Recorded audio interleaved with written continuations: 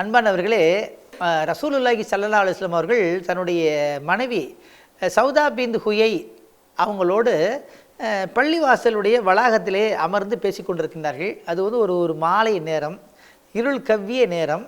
அப்படி பேசிக்கிட்டு இருக்கும்போது அந்த பக்கமாக 2 நபி தோழர்கள் கடந்து போகிறாங்க. அப்படி போயிட்டுருக்க தோழர்கள் நபிகள் நாயகத்தையும் பார்க்குறாங்க. பார்த்துட்டு வேக வேகமாக போகிறாங்க. அந்த வேக வேகமாக போகிற நபி தோழர்களை நபி ஸல்லல்லாஹு அலைஹி வஸல்லம் அவர்கள் சலான்னு சொல்லி நிறுத்துகிறாங்க. நிறுத்தி பக்கத்தில் கூப்பிட்றாங்க.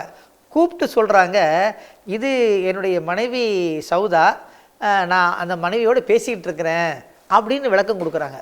இது சொன்ன உடனே நபி தோழர்களுக்கு அப்படியே பதட்டம் ஆகிடுது.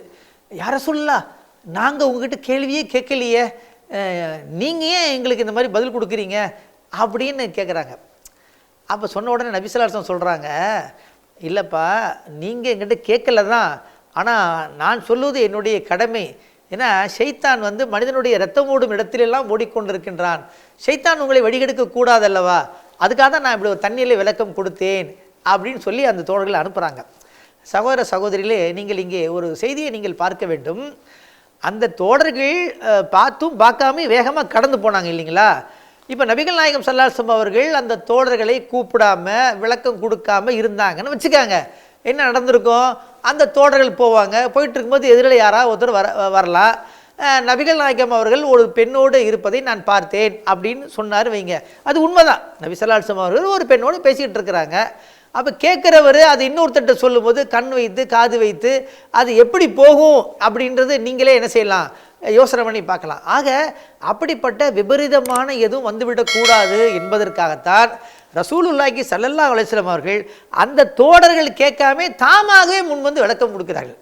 அது என்னன்னு கேட்டிங்கன்னா, பொது வாழ்க்கையில் இருப்பவர்கள் தூய்மையாக இருக்க வேண்டும். பொது வாழ்க்கையில் ஈடுபடக்கூடியவர்கள் இது தனிப்பட்ட வாழ்க்கை, இது பொது வாழ்க்கை என்றெல்லாம் பிரிக்கக்கூடாது. தலைவராக இருக்கக்கூடியவர்கள் வந்து எல்லாமே வந்து ஓப்பனாக இருக்கணும். நபி ஸல்லல்லாஹு அலைஹி வஸல்லம் அவருடைய நீங்கள் பார்த்தீங்கன்னு சொன்னீங்கன்னா, ரசூல் ஸல்லல்லாஹு அலைஹி வஸல்லம் அவருடைய வாழ்க்கை ஒரு திறந்த புத்தகமாக இருக்கிறது. அவருடைய தனிப்பட்ட வாழ்க்கையும் எல்லோருக்கும் தெரிகிற மாதிரி பகிரங்கமாக இருக்குது. அவருடைய பொது வாழ்க்கையும் பொதுவெளியில் இருக்கிறது. ஆனால் இன்றைக்கி நம்ம பார்க்குறோம், அந்நிய பெண்களை வேவு பார்க்கக்கூடியவங்களாம் பெரிய தலைமை பொறுப்பில் இருப்பதை பார்க்கின்றோம். பல இடங்களிலே மீட்டு அப்படின்னு சொல்லி ஒரு இயக்கமே ஆரம்பித்து என்னை யாரெல்லாம் வந்து துன்பப்படுத்தினாங்க, யாரெல்லாம் என்னுடைய வாழ்க்கையை நாசமாக்கினாங்க அப்படின்னு பெண்கள் வந்து சொல்லக்கூடிய பல செய்திகளை நாம் தொடர்ந்து பார்க்கின்றோம்.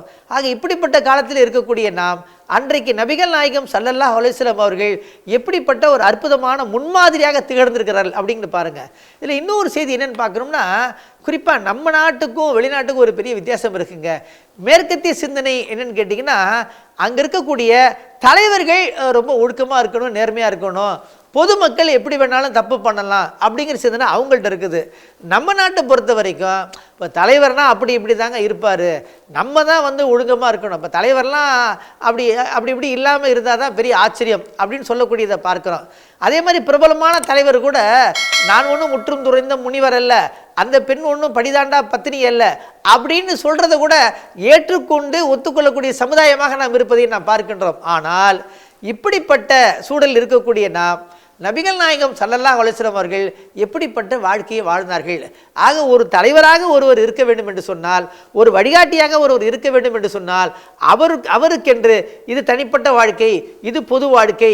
தனிப்பட்ட வாழ்க்கையில் எப்படி வேண்டுமானாலும் இருந்து கொள்ளலாம், பொது வாழ்க்கையில் மட்டும் தூய்மையாக இருந்தால் போதும், அல்லது பொது வாழ்க்கையில் எப்படி வேணாலும் இருந்து கொள்ளலாம், தனிப்பட்ட வாழ்க்கையில் மட்டும் ஒழுக்கமாக இருந்தால் போதும் என்றெல்லாம் சொல்லாமல், தனிப்பட்ட வாழ்க்கையாக இருக்கட்டும், கூட்டு வாடிக்கையாக இருக்கட்டும், எல்லாமே ஒரு திறந்த புத்தகமாக இருக்க வேண்டும். அது அப்பொழுது அற்ற நிலையில் இருக்க வேண்டும் என்பதற்கு ஒரு அழகான முன்மாதிரியாக அண்ணல் எம்பெருமான நபிகள் நாயகம் ஸல்லல்லாஹு அலைஹி வஸல்லம் அவர்கள் திகழ்ந்ததை நாம் பார்க்கின்றோம். இது போன்ற உன்னதமான தலைவர்களை பின்பற்றக்கூடிய நன்மக்களாக நீங்களும் நானும் ஆக வேண்டும்.